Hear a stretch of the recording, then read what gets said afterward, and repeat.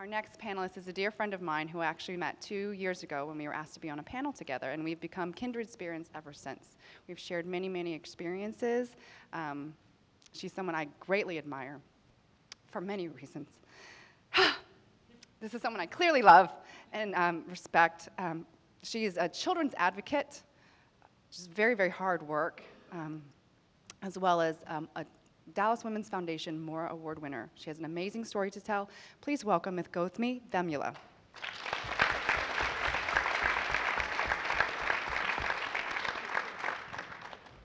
Ooh. Oh, that was something there. Okay.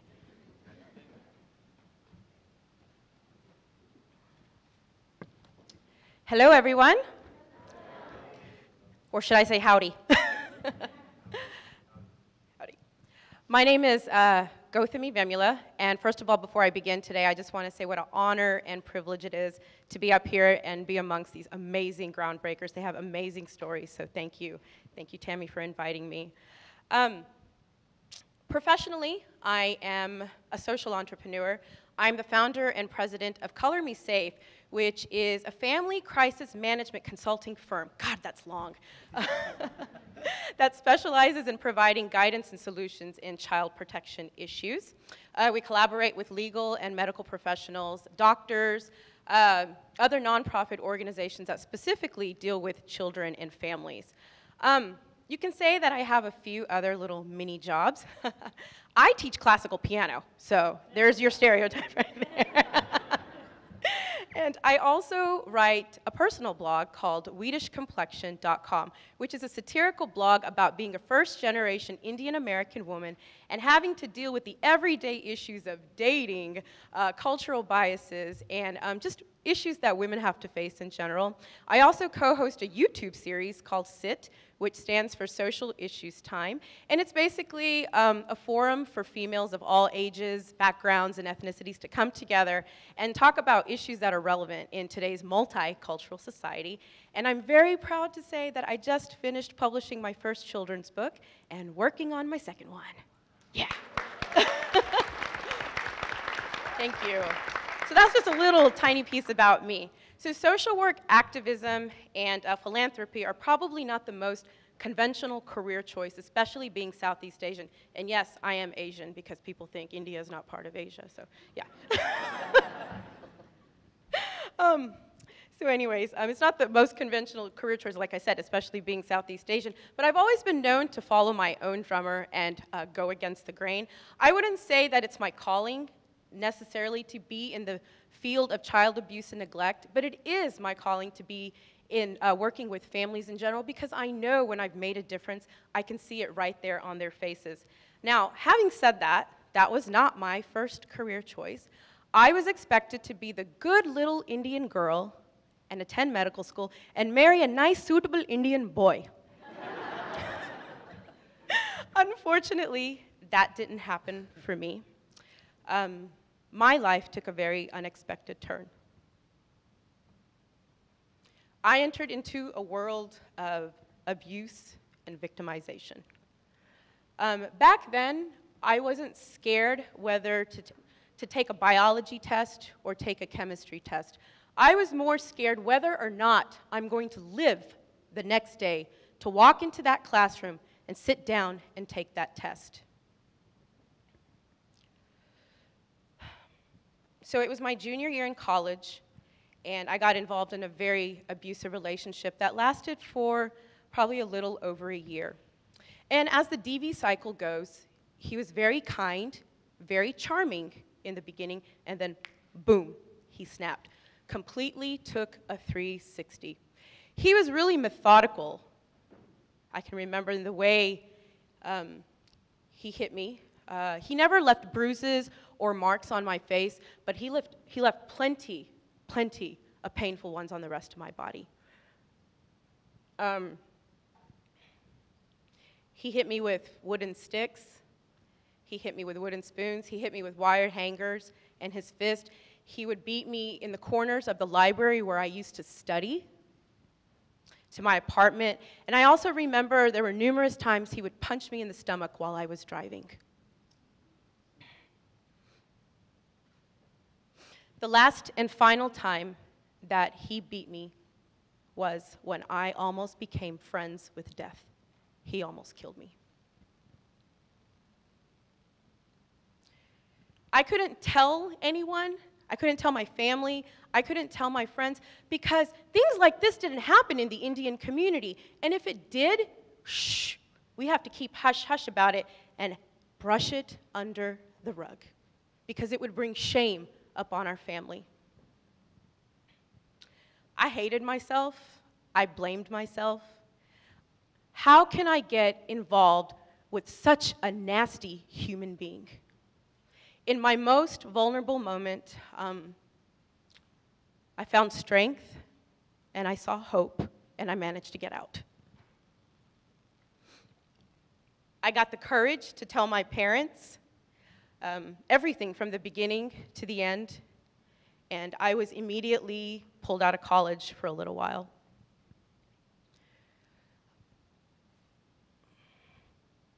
I went home, and I remember the sleepless nights, the tremors, the nightmares, and the PTSD that I had to suffer.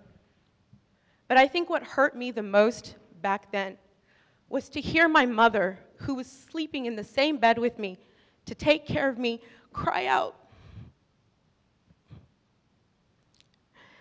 "Why did this happen to my child?" They say that time heals all wounds, and it did for me. It did on all levels.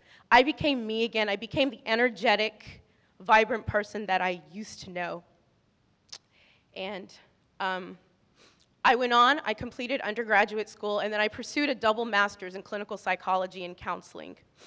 So my brush with violence has inspired me to help others that are going through similar situations. Therefore, I went to work for the Department of Child Protective Services. I was there for a decade, a long decade.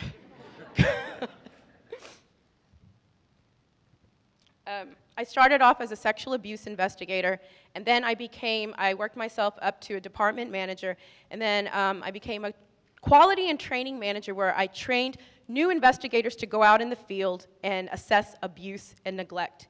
Once I graduated from the CPS Academy, I was immediately thrown to the wolves. I mean, these people had no mercy on us. My first sexual abuse case, which will haunt me till this day, involved a 3-year-old precious child who was brutally raped by 3 different men while she was under the care of her babysitter.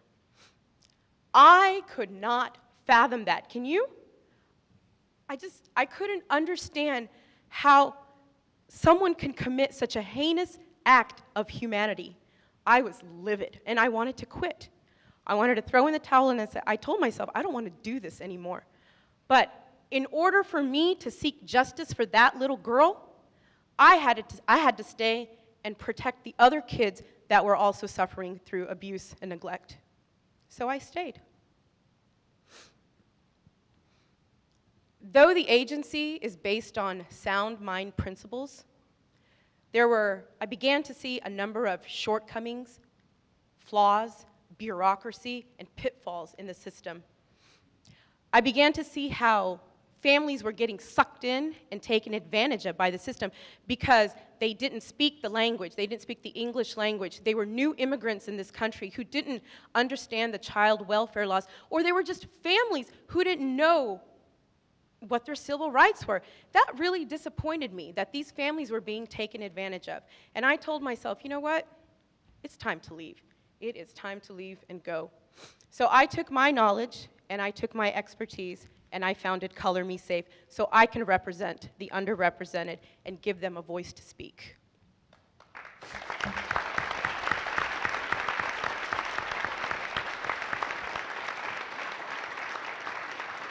My vision is to build a bridge between the system and the families that we serve here in North Texas. There have been some important people who have guided me, who have influenced me through this journey, and I'm telling you, it's been a long, tedious journey. And that credit has to go to my mother and my father.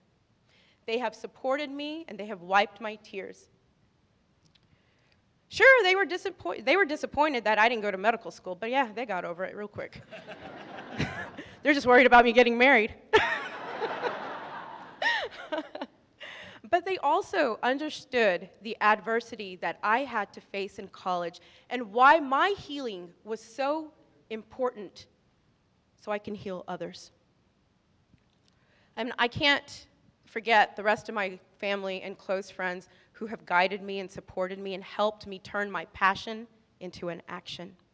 And knowing that I had all these people's support was my aha moment, and what I'm doing right now is exactly what I'm supposed to be doing. Like any human being, I have my faults, I have my insecurities, I have my doubts, and I have my fears, but I do my best to face it with courage, grace, and resiliency. I know I'm not going to be able to change the entire world, but if I can make just a little bit of difference in just a little corner of this world, then I know I have a purpose on this earth. Thank you so much.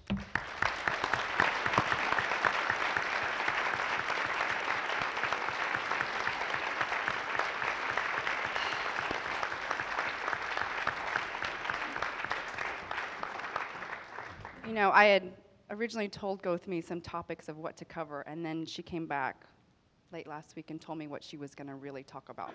And I was not prepared for that, only small. But I want to thank you so much for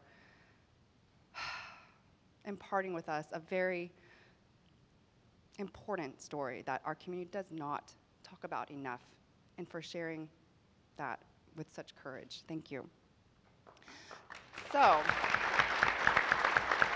there has to be a campaign manager out there. GAUTHAMI for governor.